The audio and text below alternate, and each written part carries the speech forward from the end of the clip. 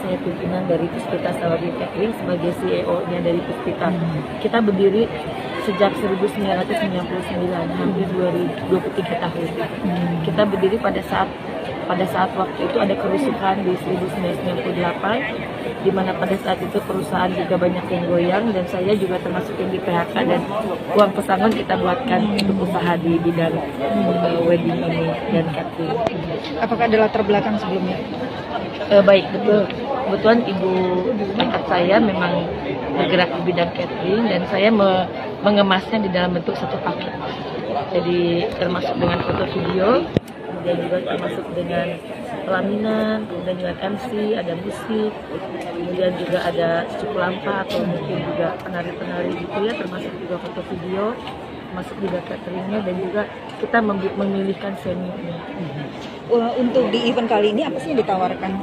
Baik, kebetulan hari ini saya ada undian logam mulia 5 gram, besok ada undian juga honeymoon, dan hari terakhir dari kita sendiri ada hadiah logam mulia. Selain dari penyelenggara ada mobil ya, dan 3 motor Yamaha dan 30 handphone.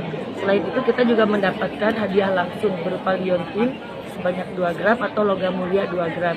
Itu bagi yang transaksi di hari Jumat. Kalau untuk transaksi hari besok, bagi DP1 itu ada yang 5 gram, ada yang honeymoon juga langsung, ada yang wedding ring langsung, ada juga yang dapat logam mulia 2 gram, ada yang logam mulia 1 gram, tergantung nilai kontraknya. Kontraknya berapa? Dari berapa yang ditawarkan? Baik, untuk yang kontrak ini kita minimal di angka 50 juta minimal paketnya. Untuk paket itu sendiri kan ini kan ada pembatasan tamunya ya. Itu untuk yang 50 juta ada berapa untuk tamu? Baik, itu kalau yang 50 juta itu untuk 50 sampai 100 tamu. Tapi kan waktu itu kan masih intimate wedding itu ya. Nah, tapi kan sekarang sudah level 2 ya. Jadi sekarang sudah bisa 1000 orang tapi dengan 2 sesi. Atau ada juga yang harus 3 sesi. Kita kemarin terakhir di Balai Samudra 1500 orang, itu 3 sesi. Jadi 500 per karena gedungnya besar per sesi. Jadi 3 sesi kita bisa mengadakan event dengan 1500. Kendalanya saat ini apa sih Bu? Bisa diceritakan Bu sedikit? Ya. Selama masa pandemi apa sih sebagai pebisnis Ibu sendiri? Selama masa pandemi kita memang awal 2020 itu kita memang cukup berat ya, karena hanya 30 pack ya, sehingga semua klien saya yang sudah deal dan sudah membayar itu akhirnya harus intimate wedding, dan dia mencari gedung yang bisa menyelenggarakan minimal 500. Dan akhirnya karena di Jakarta tidak bisa ya kita ke pinggir, jadi ke Depok, ke Bekasi, dan waktu itu Bekasi masih bagus bisa. Jadi kita hampir semua klien kita pindahkan. Ada yang ke Depok, ada yang ke Bogor, ada yang ke Bekasi. Nah, alhamdulillah sih untuk kota-kota yang kecil itu kita masih tetap bisa wedding. Seperti halnya dengan Prasmanan. Hanya Jakarta yang memang tidak bisa. Tapi kalau yang memang dia tetap mau di Jakarta, waktu itu kita buatkan paket hemat. Itu untuk di rumah intimate wedding. Itu dengan seizin RT RW gitu ya. Minimalnya itu di satu putarannya itu 200. Kalau dia dari pagi sampai sore itu bisa sih sampai 600. Alhamdulillah sih masa pandemi 2 tahun ini Puspita alhamdulillah tidak mem-PHK karyawan. Itu mungkin yang harus ditegaskan ya. Kami bekerja seperti biasa, mereka digaji seperti biasa. Manajemennya bagus. Ya, alhamdulillah saya tidak ada aset yang dijual satupun, seluruh pekerja tetap berdiri kokoh itu tidak ada yang keluar dan tidak ada yang segala rupanya tuh kayak orang-orang ya yang mohon maaf ya mungkin ya ancur-ancuran juga gitu ya. Alhamdulillah kita bisa melewati badai pandemi ini dengan baik dan sekarang lebih baik lagi karena semakin orang melihat bahwa Puspita bisa dapat dipercaya karena uang-uang yang tidak jadi itu pun beberapa miliar itu hampir sekitar 12 M kita keluarkan ke pengembalian uang. Kiat-kiatnya buat Pada ikut saat Maret itu 15 Maret tidak boleh wedding, kita ras itu sampai Mei ya itu sekitar 12 M kita kembalikan uang. Tapi karena kita alhamdulillah kita manajemennya sehat, amanah, kita kembalikan. Bu, kiatnya apa sih Bu? Kiat-kiatnya Bu ya. Orang biar seperti Ibu tuh kiatnya apa sih? Amanah ya. Jadi uang-uang klien memang betul-betul harus berada pada tempatnya. Yang kita gunakan yang betul-betul dari keuntungan. Itulah yang akan berdiri kokoh dan tidak kena dengan pandemi.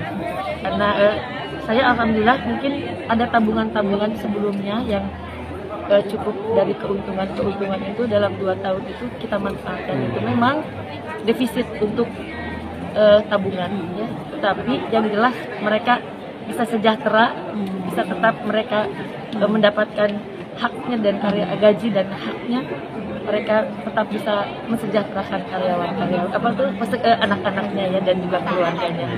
Bagi saya istilahnya ya kalau tabungan berkurang ya itu wajar karena bagaimanapun pandemi ini kita memerlukan biaya yang cukup besar. Jangankan perusahaan saya ya besar negara membesar kita itu pun kan juga memiliki harus devisa negara yang untuk membiayai seluruh rakyatnya. Kebetulan saya dengan waiter itu hampir 500 orang loh. Jadi tapi itu memang ada yang tetapnya sih paling sekitar 100 orang lah. Tapi yang 400 memang itu cabutannya. Pada saat THR berkali-kali kita kasih THR. Alhamdulillah pada saatnya kita tidak ada pekerjaan sama sekali bulan puasa, semua masih tetap mendapatkan THR. Berarti ada strategi khusus nggak Bu? Ada punya produk untuk jualan untuk orang-orang insoma atau apa gimana? Baik, jadi waktu pas saya saat pandemi kita menjual memang ada hampers, ada box. Kita juga menerima ke instansi, jadi bukan hanya wedding. Kalau wedding memang ditutup, tetapi instansi tidak.